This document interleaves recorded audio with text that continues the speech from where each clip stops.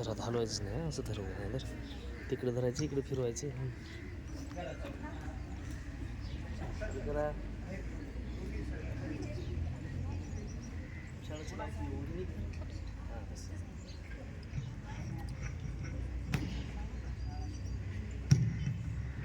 शाळा सुटते, सुधीर घरी येतो, पण तो कोणाशीच बोलत नाही, विचारात गुंतलेला असतो. अरे सुधीर, केव्हा आलास? आजचा ब्रेस असा शांत कसा? आजोबा, काव्य प्रतिभा म्हणजे काय हो? कोणी सांगितलं रे तुला हे? आज शाळेत आम्हाला बाईने काव्य प्रतिभा वाढण्यासाठी तुम्हीही केलेल्या प्रकल्प दिला.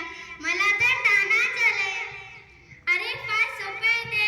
कविता करण्याची, समजून घेण्याची, आपली आकलन शक्ती वाढवणं म्हणजे काव्य प्रतिभा वाढवणं. त्यासाठी तू प्रयत्न करायचे असेच सांगितले ना बाईंनी. पण मी हे कसं करू? अरे काळजी नको करूस. यासाठी आपण सगळे मिळून प्रयत्न करू. म्हणजे तुझी काव्य प्रतिभा वाढेल. कविता करणं, कवितेचे आकलन होणं हे तुला समजेल. तुम्ही हो काय प्रयत्न करणार? आपण आजपासून कवितेत संभाषण करायचं. ते तो कागद उतरून घेईल. म्हणजे त्याला कविता समजेल. त्याचा प्रकल्पही पूर्ण होईल. सुधीर, हातपाय धु आणि दूध घे. आजी, पेन आणि कागद आणतो. आता सुरुवात करू.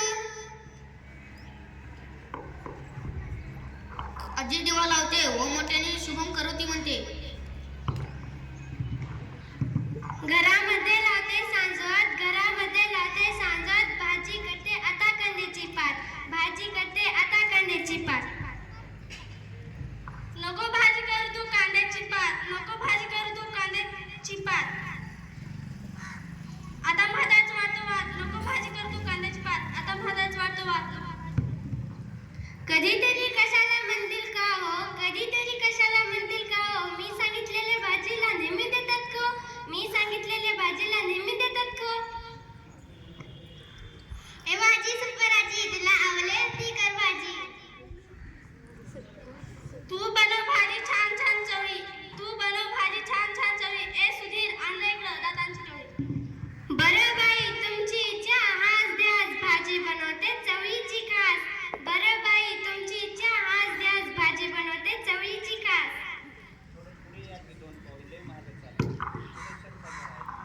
सगळेजण खो खो असतात. बाबांची रात्रपाळी असते. आगाई मला खायला दे ना ग काही. मला ऑफिसला जाण्याची घाई, नंतर बॉस करू देणार नाही सही. कसली घाई कसली सही? आजीने दिली चपाती आणि दही. काय बाई कवितेची कमाल, बोलतानी हसतात तोंडावर रुमाल.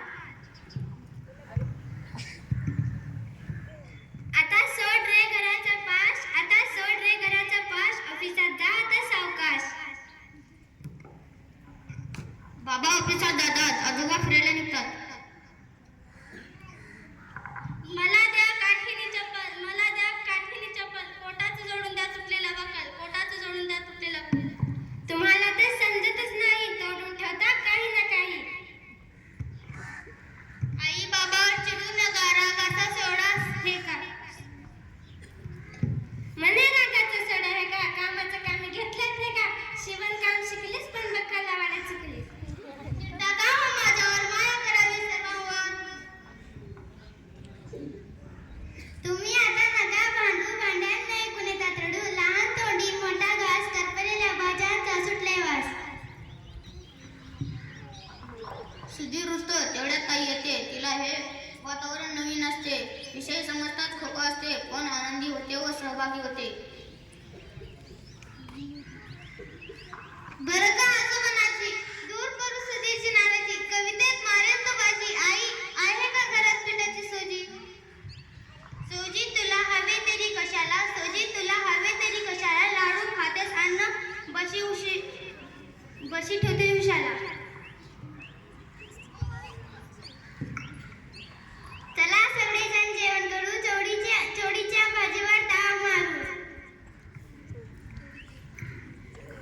सगळेजण एकत्र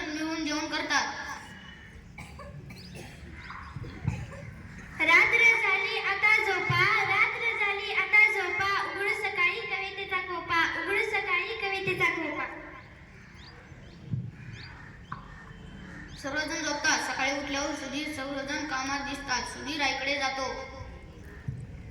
सूर्य उगवला चिमण्या उडाल्या, सूर्य उगवला चिमण्या उडाल्या, सगळ्याच्या आंघोळ्या झाल्या, आंघोळीचे पाणी केले गरम फार. आजोबांना द्या स्वेटर, मफलर, आणा कान टोपी, थंडीपासून बचावाची ही चपटी चप्पी. सुधीर आंघोळ करून आवरतो आणि येतो. सुधीर तू आंघोळ कर पटकन, नाश्ता कर चटकन, झाला उशीर तुला, झटपट आवर रे मुला.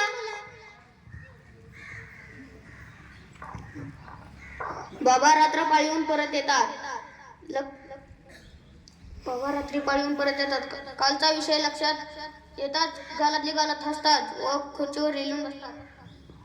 कामाचा आता आलाय कंटाळा, द्या तोंडे धुवून पाणी टाकून वळा, कणिक तुम्ही नंतर मळा, अगोदर यासाठी रवा तुम्ही चाळा. तोंड धुवा आंघोळ करा, मग खा गरम शिरा, मग सुधीच्या डब्यासाठी बटाटे तुम्ही चिरा. सुधीर आवाज डॉक्टर ठीक.